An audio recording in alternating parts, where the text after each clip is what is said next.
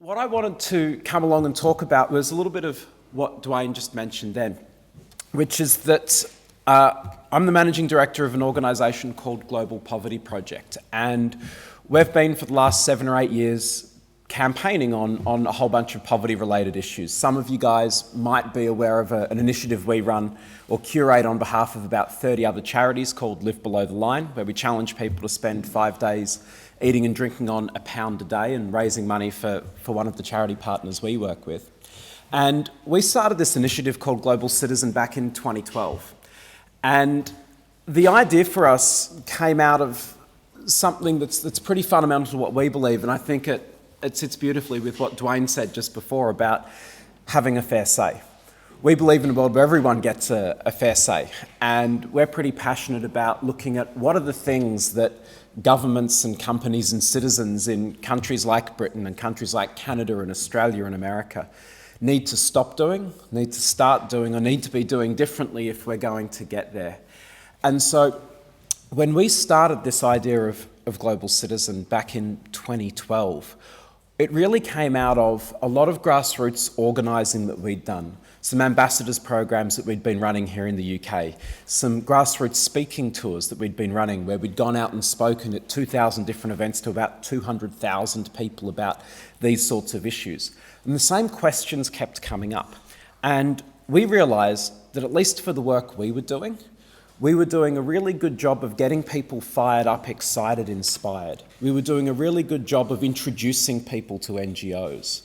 But we were doing a really bad job of supporting them to be linked up with, one, the right non-profits to keep campaigning with, and two, taking people on more of a journey, recognising that if all we did was turn up, get people fired up and say, and here are 3 NGOs you might like to help out with, that often didn't necessarily work because those 3 non-profits, no matter how fantastic they were, didn't always have the infrastructure to be able to deal with what I'd call non-campaigners. We were often talking to first-year university students or people in churches, people in community groups, for whom campaigning was this very novel, innovative idea. They were used to campaigning by fundraising. And that was absolutely essential, but we thought not necessarily sufficient to do some of what we wanted to do. And it really came to the fore when in 2012, we just started doing some things in America. And America, culturally, as you know, is a little bit different to Britain. They like things that are a little bit flashier. Certainly PR, Dwayne, to your point before, is more important in America. It's much harder to get cut through. It's much harder to get people's attention. And we'd had some experience doing some organising with musicians. And so we, working with the UN and the City of New York, convinced them to let us put a concert on the Great Lawn of Central Park. And we wanted it not to be just a standard benefit gig because we knew that, look, we'd be able to get lots of PR messages out to people. But actually what we cared about was turning people into activists and working with the NGOs that we supported, and you can see some of them listed at the bottom of the screen here, to try and make sure that the people we were getting them had worked their way in. So instead of selling tickets to the show, people had to earn their way in. They had to be doing advocacy work. And we started out with some pretty simple collectivist things. So Global Citizen started as a content and action platform where people could earn points to enter a draw to come along to the show.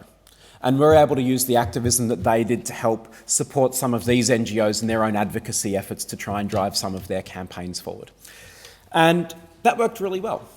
And so we said, all right, great, let's do that again. And so in 2013, we did another show and we realised that we needed to go much deeper in terms of the sorts of activism we were doing. And we were working with more partners to be less focused just on getting activists to start emerging out of the woodwork, to start onboarding them, and to start thinking what's going to be really politically effective. And so last year we ran our 3rd show in Central Park, and we'll be announcing the show we'll do this year in June. And the big driver for last year was how can you not just do the music show, but how can you turn this into something that's much more year-round? And so over the course of the couple of years, when we started in August 2012 on Global Citizen through last year, we had a big focus on asking the question, how do we drive up the number of political actions that people are taking? And so you can see from some of the numbers that I've got up on the screen here, what we've been really trying to do is drive up the number of content views, so the amount of content, stories, films, videos, articles that people are engaging with on these issues, and drive up the quality of political actions as well. So that where in the first year, when we were running Global Citizen, it was exciting just to get the head of a large international NGO talk to their own supporters about what it was they were committing to do in their strategic plan and how they were willing to do more, to last year having the Prime Minister of Norway make a $1 billion pledge to the Global Alliance for Vaccines and Immunisations. Now that certainly wasn't just because of our event, but we'd been working with Gavi, that group, as well as groups like the One Campaign, Save the Children and others, to be putting a huge amount of pressure on the Norwegians to get them to the point where they'd make an announcement a couple of months before the rest of the world was trying to raise $7.5 billion to vaccinate 300 million kids and save 6 million lives. So for us, the idea of Global Citizen has evolved a bit. And you can see here it started out as clicktivism. And I'm not ashamed to say that because I think we've learnt a lot over the 3 years in doing that. And at the end of last year, we sat down with a number of partners and said, okay, we're pretty comfortable with how this is working. It's worked really well on the rewards-driven things that we've been trying. But we recognise if we're really going to do this at scale, and if we're going to really be challenging, trying to reach new audiences in getting to do these things, we had to go much more content-led because that's where people are engaging. They're engaging with stories and ideas. And we had to be much, much broader. What was at this case an East Coast USA and London environments thing needed to be bigger and broader. And so what we set out to do is pull together a range of partnerships to try and scale from hundreds of thousands of people to 10 million plus people. 2015 is a pretty important year for those of us who work on development.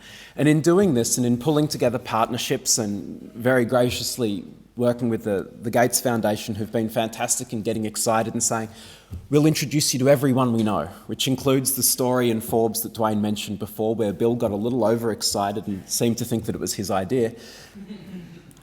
If he's willing to make phone calls for us to help get some of this set up, then absolutely fantastic. Because what we're wanting to do is say, how do we take the next step to really scale this up?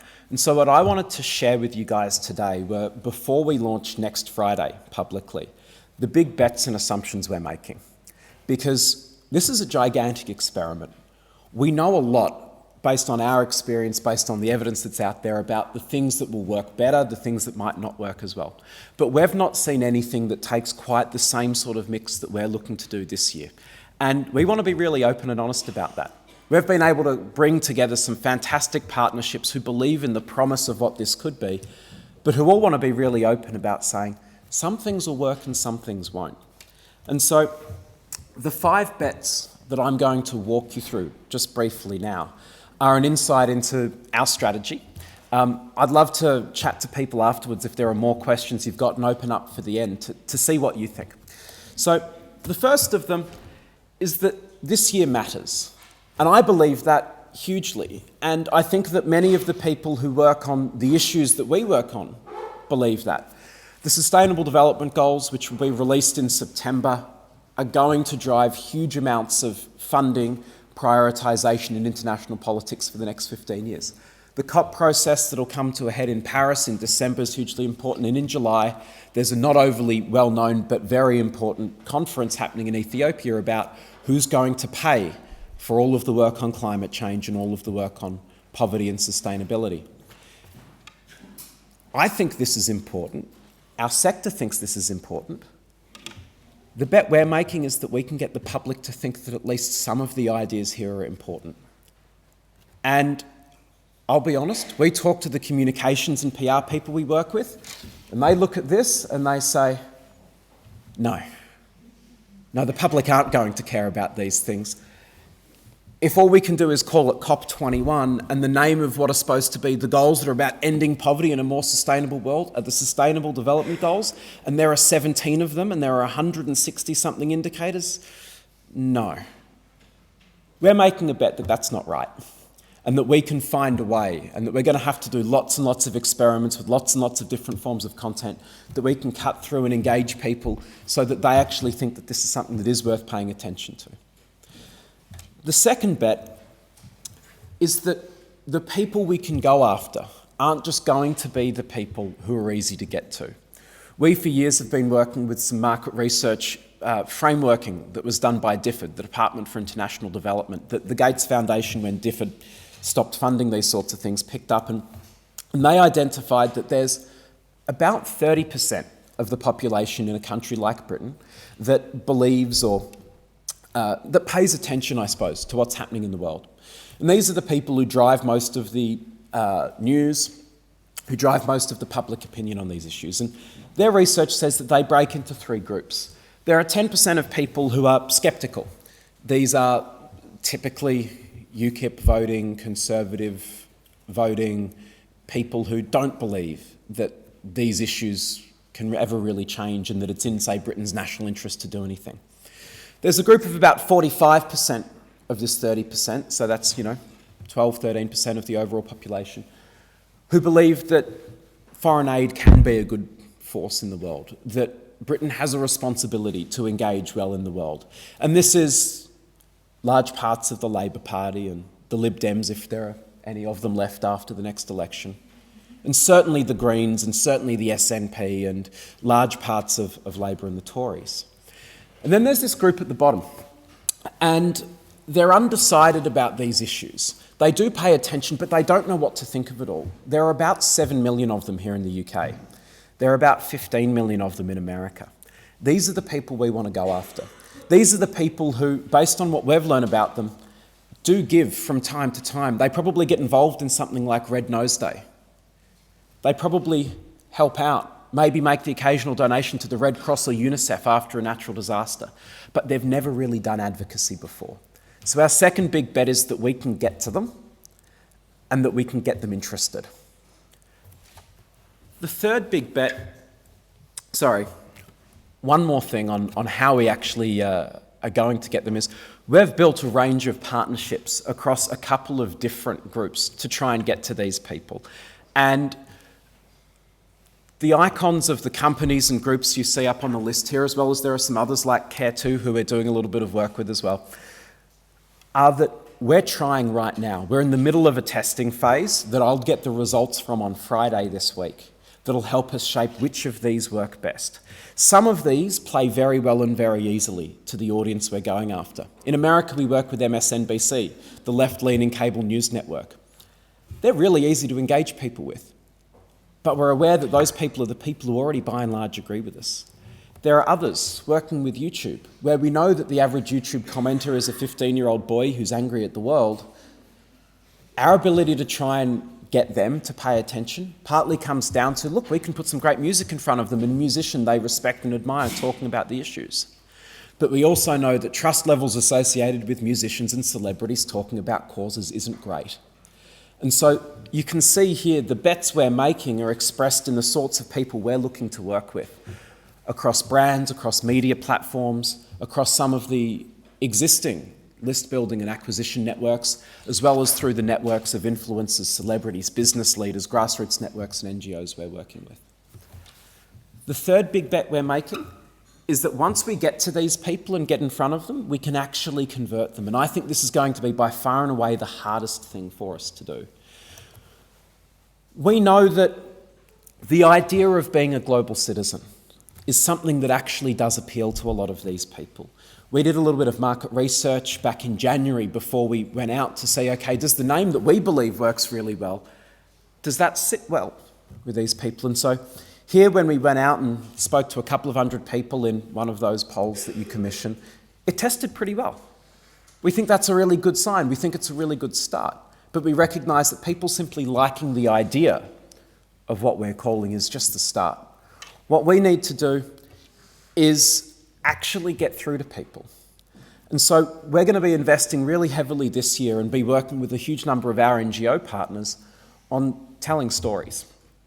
And so particularly at the bottom of this little pyramid here, we're going to be publishing 40 to 50 stories, articles, videos a week, we recognise that if we're going to actually engage with people, we need to behave much more like BuzzFeed or The Guardian or Huffington Post than we do like a traditional NGO in doing things. And that's going to be quite challenging for us because typically as non-profits, and I've been guilty of this before, we work out what message we want to give to the audience we can get in front of, and then we try and just push it out at them. And we listen a little bit, but we don't do nearly as much of what the media organisations do, where BuzzFeed micro-target who their audiences are and will kill off stories very, very quickly if the audience don't respond to them within a couple of hours. We're going to be doing a lot more of that this year, and that's going to really challenge the way we think about how do we communicate these big global issues to our audiences. We recognise in doing that that the idea of content is to get people to take action. We're not going to get most of these swings to take what you and I might think of as really great advocacy actions. I'd love them to. But we're very aware that it's a big funnel, and our job is to push people as far down the funnel as we can get. So the final part of how we convert these people is how far down can we get most of these people? Because if all I can do this year is get 10 million people to read an article, that's nice, but that's not enough. We've got to be looking at how can we go from a traditional model, which typically is, I think many of you might recognise, looks a little bit like 90% of people don't do a huge amount in a really broad-based list. How do we make that smaller? How do we make the activist group, the evangelist group, how do we make them even bigger? Even if it's only 1 to 2% evangelists and pros, even if it's from 9 to 12 or 13% activists, that could be hundreds of thousands more people around the world. So the fourth big bet is that we can do that, and we can do that by working with the NGOs that many of you already are involved with and that represent what it is that all of us are already working towards. That the same sorts of campaigns that we're running are going to connect to this slightly different audience. That we can make these moments interesting to the swings, and that NGOs can move fast enough and not be constrained so much by what are really important policy and programming focuses and priorities to be able to engage the public where they're at rather than where we're at.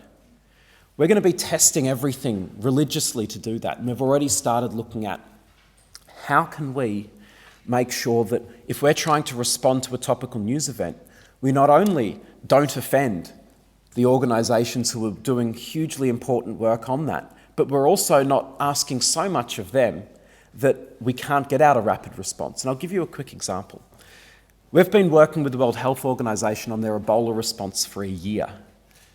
Their response for the first few months was abysmal. And they acknowledged it. They said, look guys, we realise we need to be doing more. But they said, just give us another week or two. We're getting together a response. Don't go out before we're ready, because otherwise we're going to have to distance ourselves. And in the end, Médecins Sans Frontières gave up. About June last year, they said, stuff it. We can't deal with this anymore. This crisis is getting out of control. And they started ranting and raving and screaming in the media, and I'm so glad they did. Because we, along with a couple of other NGOs we worked with, were still waiting on the World Health Organization in August, by which time, as many of you are aware, Ebola had broken out and was killing thousands and thousands of people. There's a programming and political reason why we needed to wait, but in terms of public response and political pressure, waiting was the wrong thing to do. We're going to be very, very engaged and grappling with how we deal with that tension as we start doing something with a lot more people who'll be looking to us to say how we're going to do some of this. And then the final thing is about how transferable is this model. We're starting out in 5 countries. The countries that we've already got some experience in working in: the US, the UK, Canada, Germany, and Australia. There are some cultural differences between those countries, but they're reasonably similar. But if we're serious about the global bit of being global citizens, we need to scale up this work to be useful in a whole bunch of other places. We've spent a lot of time with our colleagues in India at UNICEF and at Save the Children and other places asking, how would this sort of thing work? And the reality is, I don't know. I think we need to find ways for the sort of work that we do to transfer some of the principles and perhaps some of the parts of the model to some of these other emerging markets. And that might not necessarily look like the strategy and the tactics are the same as the ones we employ here. But what we're aware of is if we're successful with some of the partners we're working with, for example with YouTube, YouTube doesn't discriminate on the basis of where people are. It discriminates on the basis of what people are interested in. And if through YouTube we're reaching millions of people this year, what are we going to do to hand people off in India, in Brazil, in South Africa? And that for us is something that we're going to need to keep thinking about over the next couple of weeks and months, particularly in the lead up to September, where all things going well, we're going to have a fantastic set of sustainable development goals. And not only are they going to be a good set of goals that give us a shopping list of things that the world wants to achieve, but a tangible, practical set of things that we as campaigners can use to hold our leaders to account for actually doing these things.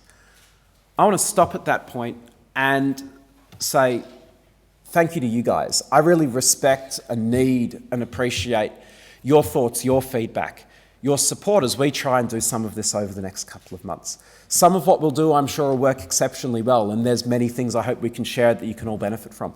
Other things will completely fail, and I want to be able to share some of that as well. And finally, I'm sure there'll be things that, as a community, some of you disagree with, that some of you think are great, or that some of you think are a complete waste of time. I want to make sure we can have those discussions, that we hear from you guys and we're able to openly share everything we're learning and openly share why it is that we're trying to do some of these things and what it is we're relying on. And with that, thanks very much. And does anyone have any questions?